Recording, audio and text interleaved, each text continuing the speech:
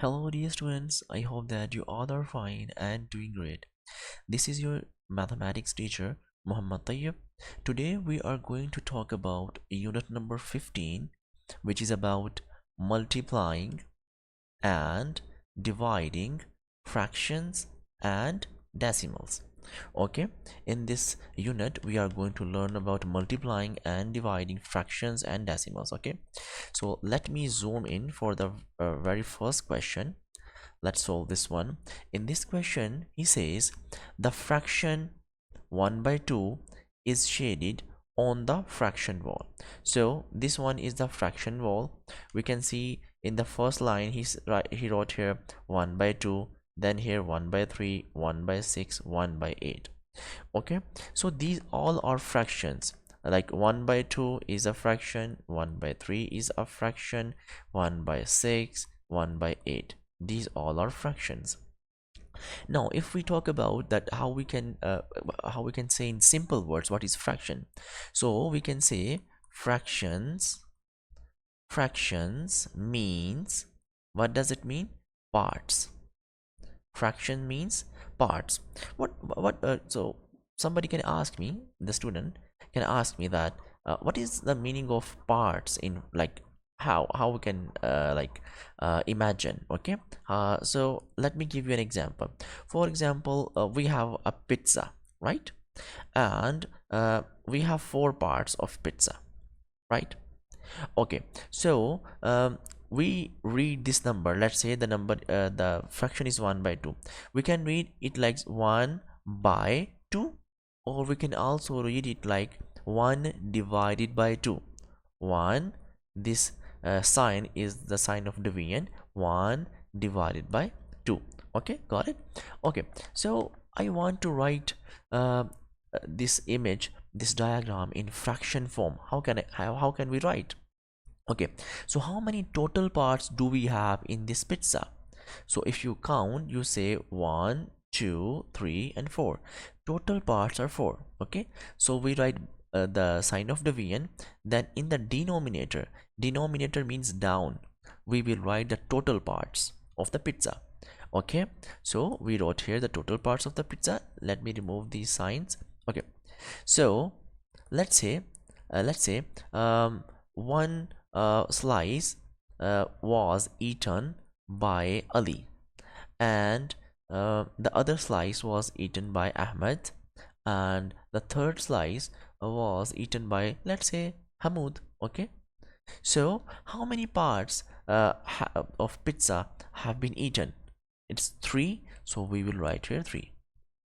So you see, we had a diagram like this, and we convert it into the fraction form, right? Now look at the question number 1. Look at the question number 1. So if we see in the question number 1, so in the first line he wrote 1 by 2.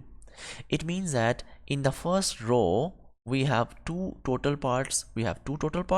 So we write in the denominator, and we color only one part, so that's why we write here 1. Okay, so we write 1 by 2, which means that the total parts are 2 and the color parts is only 1. Okay, got it? Okay, now let's move down. If we look at down this one, so the total parts we have here 3, so we will write in the denominator, and we select only one part, so we write here 1. Now if we move here down, so the total parts here we have 6, and we select only one part, so we write 1 by 6. Okay, so anybody can ask me a question that, sir, what will happen if we choose here 3 parts, 1, 2 and 3? So now you tell me, in this row how many total parts do we have? Let's count. 1, 2, 3, 4, 5, 6. Total parts are 6. How many color parts here we have? 1, 2 and 3.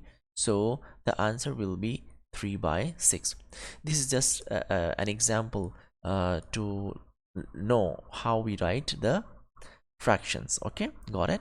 Okay, let's move to the next row. This here, the total parts are 8, and how many selected parts? 1 only, so 1 by 8. You see, that's how we write the fractions of any diagram. Okay, now let's read this one from here. He says that this is only a question, okay? We didn't solve anything yet. Okay, so he says write two different fractions equivalent to 1 by 2. So what is the meaning of equivalent? Equivalent means equal. Okay, he says that write two different fractions, and the fraction should be different. Okay, so which are equal to 1 by 2. Okay, let me tell you the first fraction which is equal to 1 by 2. The first one is 2 by 4, or you can read it as 2 divided by 4. I'm saying that this 2 divided by 4 is equal to 1 by 2. You will say how? Let me tell you how. Look, if the two numbers are dividing with each other, okay, this 2 by 4, okay, this is in the form of division, okay, so we can cut them. How we can cut them? We can cut them if both numbers are coming in the same table. Now you tell me, 2 and 4, are they coming in the same table? Yes. In which table? 2. Look, 2 by 1 2, 2 by 2 4. So the answer is equal to 1 divided by 2. You see? So 2 by 4, 2 by 4 is equal to 1 by 2. Okay? So the first fraction which is equal to 1 by 2 is 2 by 4. Okay, so let's move to the next okay, so we have to write two fractions. Okay, the first fraction is 2 by 4. Okay, so the next fraction which is equal to 1 by 2 is, can you solve by yourself? Let's try. Okay, before I solve. Okay, so the next fraction is 3 by 6. Now 3 by 6 is equal to 1 by 2. How? I told you that if two numbers are divided with each other, so we can cut them. How? If both numbers are coming in the same table. So 3 and 6, they are coming in the same table. Which table? Table 3. 3 by 1 3, 3 by 2 6. So you see 1 and 2 here. Okay, this is 1 and this is 2. So 1 divided by 2. So the answer is equal to 1 divided by 2. So the second fraction will be 3 by 6. Okay, sorry, 3 by 6. So this is the answer. Okay, dear students, so let's move to the question number 2 here. Wait, yeah, question number 2 here. I'm going to read question number 2. Look, these fractions have the same denominator. Write the missing fraction. Okay, so they have the same denominator. What is denominator? I'm going to show you. Look, let me write a fraction. Let's say 3 by 4. Okay, now the number which is down 4 is denominator. Okay, let's say it's 4 by 9. Now what is denominator? 9 is the denominator. It is down. Okay, now okay, you can ask me what is the number if 4 is the denominator here. So what will be 3? What will be 3? 3 is numerator. Okay, numerator. Now 9 is denominator here. So what will be 4 here? 4 is numerator. Okay, let me remove this one. Now I hope that you have learned that the difference between denominator and numerator. Okay, okay, let's move. Okay, so he says that write the missing number. So we don't know what we have to write here. We have to find out. Now look, denominator are same, 9 9. We have to write here a fraction number, so denominator are same, so we have to write here 9 again. Okay, so here if we add these three numbers, okay, if we will add these three numbers here, okay, the first one is second and third one we have to write here, so the answer will be equal to 8. Okay, the answer have to equal to 8. So let us make them equal to 8. Now 4 plus 2 is 6. Now what we add in 6 to make 8? 2. So we will write here 2. Okay, so this is the answer of question number 2. So okay, dear students, so let's move to the question number 3 now here. So in this question he says Leroy calculates 18 multiply 5, 18 multiply 5. Okay, so we can also read it like 18 times 5. Okay, both are correct. So this is like 18 multiply 5 or 18 times 5 using factors. So he spills ink on his work. What number is under the ink blot? Okay, so he spilled his ink by mistake on his work. Okay, so now we have to find what we have to write here and what we have to write here. Okay, let me a little bit zoom in. Okay, so what he does, like is here 18 multiply 5. Now maybe for some students it will be difficult to multiply 18 with 5. So what he does is here, like he is making factors, okay, of 18. Okay, he's making factors of 18. Now 18 is here, so he wrote here 9 multiplied by what is equal to 18. Now we know that 9 multiplied by 2 is equal to 18, so 9 times 2. So here the answer will be 2 here. Okay, now now we have to in the next line he says, so 18 multiplied 5 is equal to, now this 18 we know that 9 multiply 2 is equal to 18. Okay, so we have to write here 2, so this 5 will come here, you can see here. Okay, now what will happen is this 9 will comes down and here we have 2. Okay, so 2 multiply 5, 2 multiply 5 will become 10 here, and this 9 will comes down. Now we know that 9 multiply 10, what is the answer? This is very easy, 9 times 10 is 90. Okay, so that's how we can simplify a question, and we can solve easily. Okay, so let's move to the next question here, question 4 here. Now this one, he says calculate, so we have to calculate. He says 3.4 multiply 10. So what will be the answer? Okay, let's see how we can solve this question. Okay, so we have to understand this concept here. This is very important. I'm going to give you an example here. Look here, so the example is like you can say 54.62 multiply by 10. Okay, now this is a decimal number. What is a decimal number? If in a number we have a point like this, then the number will be known as decimal number. Okay, so if we have a decimal number and we are multiplying with, let's say we are multiplying with 10, 100 or 1000. Now then remember this decimal point will move towards the right side. Listen to me again. If a decimal number, if we multiply a decimal number with 10, 100 or 1000, then what will happen? Then this decimal point will move towards the right side. Now the question is, how many digits this decimal point will move? It depends on the zeros. If we have 1 0, the decimal point will move only 1 digit. If we have 2 zeros, the decimal point will move 2 zeros. If we have 3 zeros, the decimal point will move 3 zeros. Okay, so what will be the answer? Look here, what will be the answer? The answer, if we multiply, let's say we are multiplying with 10. Okay, let me remove these numbers. We are multiplying with 10, so it means that this decimal point will move toward the right side only 1 digit.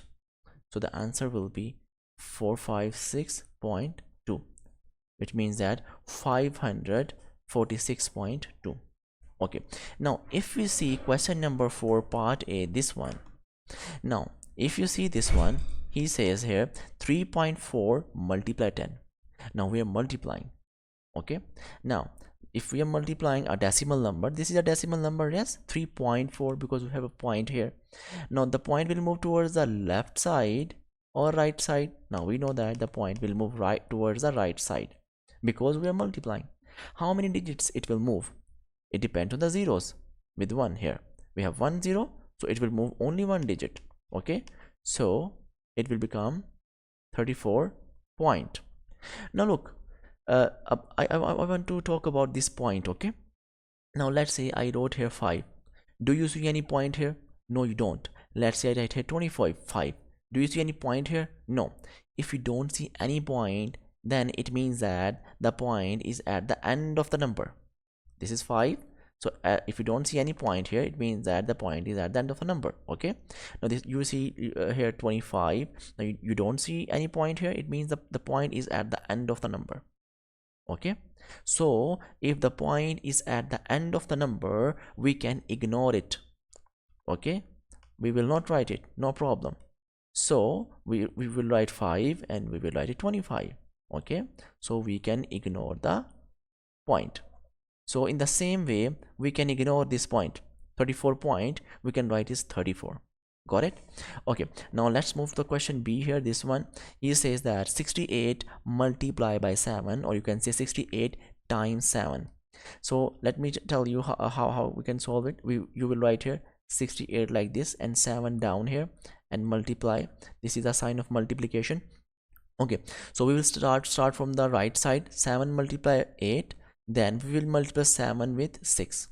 Okay, so let's start. 7 times 8, 7 times 7 is 49 and 7 times 8 is 56. Okay, 7 times 8 is 56. Now the last number will comes down and the first number will goes up here as a carry. Okay, remember. Okay, remove this one. Okay, now we will multiply 7 with 6. Okay, we will multiply 7 with 6, not with 5. Okay, now 7 times 6, what is 7 times 6? 7 times 7 is 49, 7 times 6 is 42. So in 42 we will add this 5. 42 plus 5 is 42 plus 5 is 47. So we will write here 47 here like this. Okay, so the answer is 476. Got it? Okay, now look at the next question here. Let me zoom in a little bit. Okay, like this. Question number 5 is here. Find the missing numbers. So we have to find out the missing number. What's the number here and what's the number here? Got it? Okay, the question is here 58. This sign is the sign of division, like this. Okay, you make a bar like this, put 1 point up and 1 point down, and this is, okay, this is a sign of division, right? Okay, so now listen to me. We solve this question. Okay, question 4 part A. Okay, in this question we multiply a decimal and the decimal point move toward the right side. In this case, the case is opposite. The decimal point will move towards the left side. If we divide, the decimal point will move towards the left side. Now the question here is 58. Now it becomes 5.8. It means that 58, where is the decimal point? If you don't see any decimal point, the point is at the end of the number here. Okay, it moved towards the left side. It means that we divide. Okay, we divide this number with what? With which number? It moved only one digit, so it means that with 1 0. It means with 10. Okay, so this is the answer of the question A. Let's move to the question B now. Okay, in question B, what happens here? He says that 12.7 is equal to, we divided a number, we don't know the number. Okay, we divide a number with 10. This is a sign of division. We divide this number with 10 and then it becomes 12.7. Now we know that if we divide a number, the decimal point move towards the left side. It means that this point move towards the left side. Why? Because the number was divided by 10. Now how many digits it moved towards the left side? It depends on the zeros. So we have only 1 0. It means that it moved from here to here. So what will be the answer? The answer will be 127. Okay, because the point was here, so it was divided by 10, so it moved here.